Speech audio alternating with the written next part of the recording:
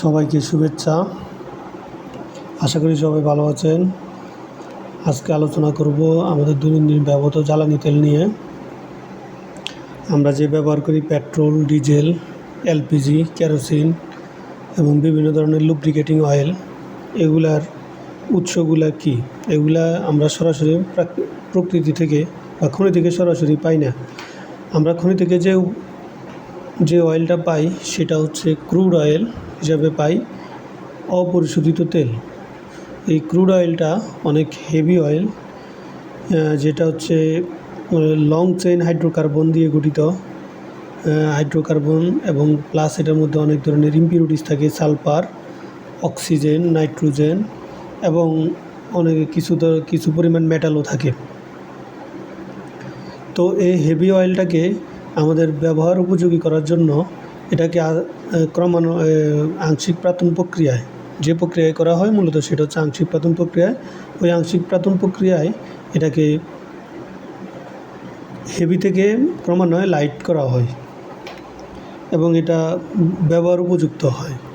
এই আংশিক প্রাথন প্রক্রিয়ায় শুরুতে এটাকে আমরা ক্রুড অয়েলটাকে 600 ডিগ্রি সেন্টিগ্রেড বা তারও বেশি তাপমাত্রায় উত্তপ্ত করা হয়। এর ফলে এর মধ্যে যে উপাদানগুলোর বয়েলিং পয়েন্ট 600 ডিগ্রি সেন্টিগ্রেডের কম, সেই উপাদানগুলা বাষ্প হয়ে যায় এবং তারপরেও যেগুলা বয়েলিং পয়েন্ট ক্রস করে না, 600 ডিগ্রি সেন্টিগ্রেডের উপরে বয়েলিং পয়েন্ট, সেগুলো লিকুইড আকারে থেকে যায়। এরপরে এই লিকুইড প্লাস যেগুলো বাষ্প হয়ে গেছে, এই দুইটার মিশ্রণটাকে আমাদের আংশিক পাতনের যে টাওয়ার আছে ওই টাওয়ারের মধ্যে প্রবেশ করানো হয়। এর ফলে গ্যাসগুলা টাওয়ার হয়ে উপরের দিকে উঠতে থাকে আর লিকুইডটা এর টাওয়ারের তলদেশ দিয়ে বের হয়ে আসে।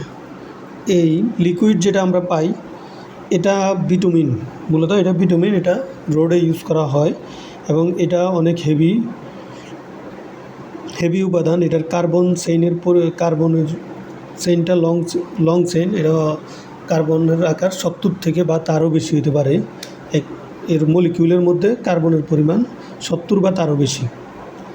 তারপরে যে গ্যাসটা উপরের দিকে উঠতে থাকে সেই গ্যাসটা টাওয়ার হয়ে যত উপরের দিকে উঠে তত এটা ঠান্ডা হতে থাকে এবং প্রথমে যখন এটা ঠান্ডা হয়ে যখন 600 ডিগ্রি সেন্টিগ্রেডের কমে আসে তখন এর উপাদানগুলো আস্তে আস্তে বাষ্প থেকে লিকুইড হতে থাকে। এই লিকুইড উপাদানটা যেটা আমরা পাই, সবার প্রথম যে উপাদানটা পাই সেটা হচ্ছে ফুয়েল অয়েল। এটা 370 ডিগ্রি সেন্টিগ্রেড থেকে 600 ডিগ্রি সেন্টিগ্রেড এই রেঞ্জের মধ্যে এই যে লিকুইডটা পাই এটা হচ্ছে ফুয়েল অয়েল। এই ফুয়েল অয়েলটা ব্যবহার করা হয় জাহাজের মধ্যে এবং এটা অনেক হেভি অয়েল।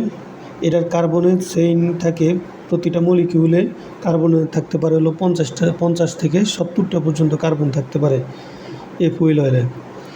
তারপরে এটা যখন গ্যাসগুলো আরও উপরে ওঠে এবং ঠান্ডা হয়ে যখন এটা টেম্পারেচার 300 ডিগ্রি সেন্টিগ্রেড থেকে 370 ডিগ্রি সেন্টিগ্রেডের মধ্যে আসে, এ সময় যে লিকুইডটা আমরা পাই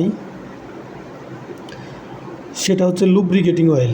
এই লুব্রিকেটিং অয়েলটা ব্যবহার করা হয় বিভিন্ন কলকারখানা, যানবাহনে, ইঞ্জিনের মধ্যে ব্যবহার করা হয়। বিভিন্ন যে ফ্রিকশন রোধ করার জন্য লুব্রিকেটিংটা ব্যবহার করা হয় এবং এটার কার্বনের চেইনের পরিমাণ, প্রত্যেকটা মলিকিউলে কার্বন থাকতে পারে 20 থেকে 50টা। এটা ফুয়েল অয়েল থেকে কম্পারেটিভলি লাইটার অয়েলটা। তারপরে আমাদের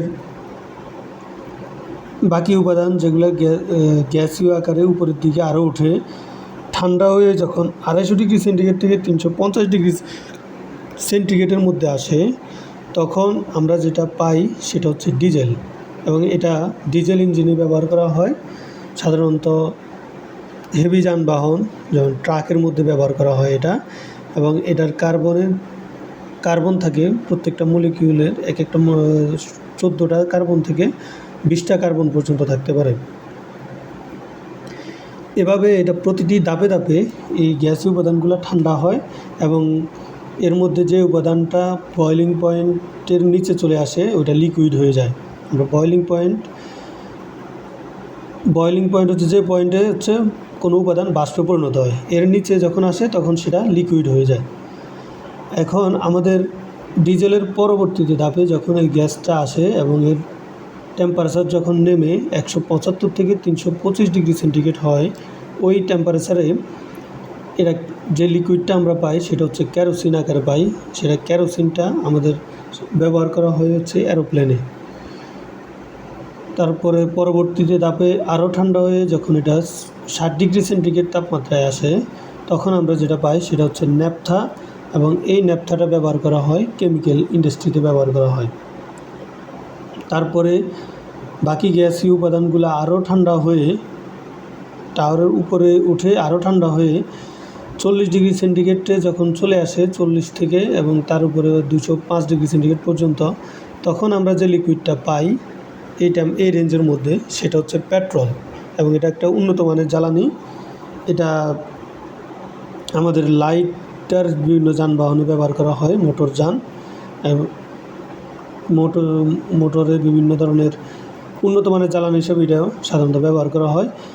এবং এই ধাপের পরেও কিছু উপাদান গ্যাসীয় আকারে থেকে যায়, যেগুলার বয়লিং পয়েন্ট 40 ডিগ্রি সেন্টিগ্রেড তাপমাত্রারও কম, অর্থাৎ এটা স্বাভাবিক তাপমাত্রায়, অর্থাৎ বায়ুমণ্ডলীয় যে স্বাভাবিক তাপমাত্রায়, সেই তাপমাত্রায় এটা গ্যাসীয় আকারে থাকে, এটা লিকুইড হয় না। এটাকে কম্প্রেস করে বোতলজাত করে এটাকে লিকুইড আকারে তৈরি করে আমাদের বাজারজাত করা হয়, এবং এটা রান্নার কাজে ব্যবহার করা হয় এলপিজি গ্যাস হিসেবে। তো এভাবে আমাদের প্রকৃতি থেকে যে আমরা ক্রুড অয়েল পাই, এই অয়েলটা এভাবে আংশিক পাতন প্রক্রিয়ায় বয়লিং পয়েন্টের পার্থক্যের উপর ভিত্তি করে এগুলোকে বিভিন্ন ধাপে ধাপে আলাদা করা হয় এবং এটা বাজারজাত করা হয়। যদি এটা বাজারজাত করার পূর্বে আরও কিছু ধাপ অতিক্রম করে তারপরে করা হয় এবং এগুলার মান উন্নত করা হয় আর কি। এই প্রক্রিয়া আংশিক পাতনের পরও এটাকে ক্র্যাকিং করা হয় এবং আরও ট্রিটমেন্ট করা হয়। ক্র্যাকিং প্রক্রিয়ায় এটার কার্বনের চেইনের পরিমাণ আরও কমানো হয়। আমাদের এখানে হেভি যে মেটাল ডিজেলকে ক্র্যাকিং করে আরও লাইটার করে এটাকে পেট্রোল বানানো যাবে, এলপিজি করা যাবে। অর্থাৎ এখানে যে কার্বনের পরিমাণ আছে 14টা, এটাকে যদি ক্র্যাকিং করা হয়, এটা কার্বন C5 মধ্যে নিয়ে আসলে এটা পেট্রোলে পরিণত হবে। এভাবে যতটুকু সম্ভব লাইটার জ্বালানিগুলা উৎপাদন করার প্রচেষ্টাটা, এই প্রক্রিয়ার মেন উদ্দেশ্য থাকে যাতে লাইটার জ্বালানিটা সর্বোচ্চ পরিমাণ পাওয়া যায়।